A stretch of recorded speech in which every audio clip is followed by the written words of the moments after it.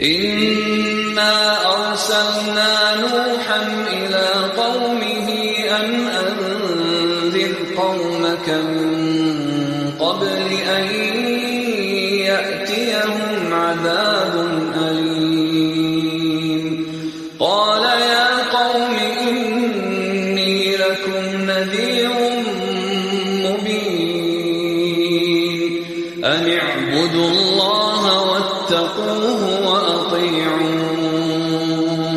يغفر لكم من ذنوبكم ويؤخركم إلى أجل مسمى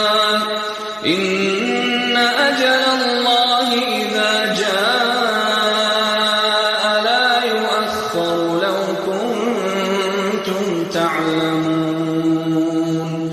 قال رب إني دعوت قومي ليلا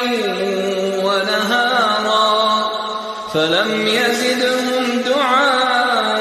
دعائي إلا فرارا وإني كلما دعوتهم لتغفر لهم جعلوا أصابعهم في آذانهم واستغشوا ثيابهم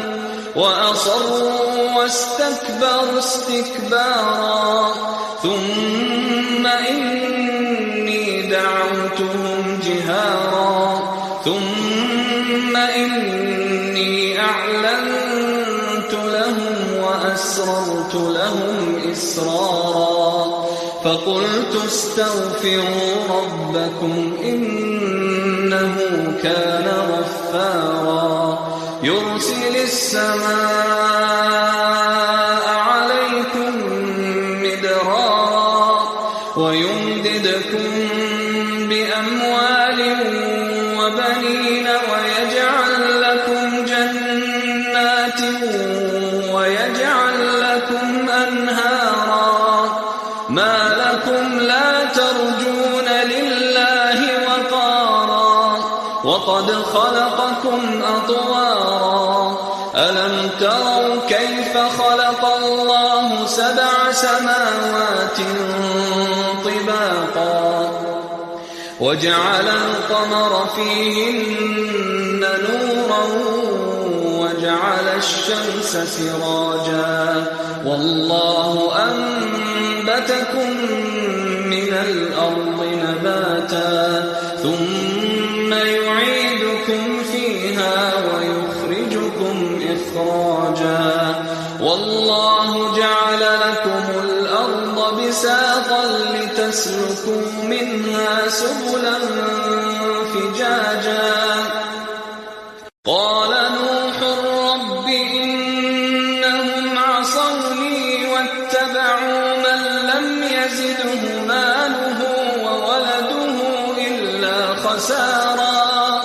ومكروا مكرا كبارا وقالوا لا تذرن آلهتكم ولا تذرن ودا ولا سواعا ولا يغوث ويعوق ونسرا وقد أضلوا كثيرا ولا تزد الظالمين إلا ضلالا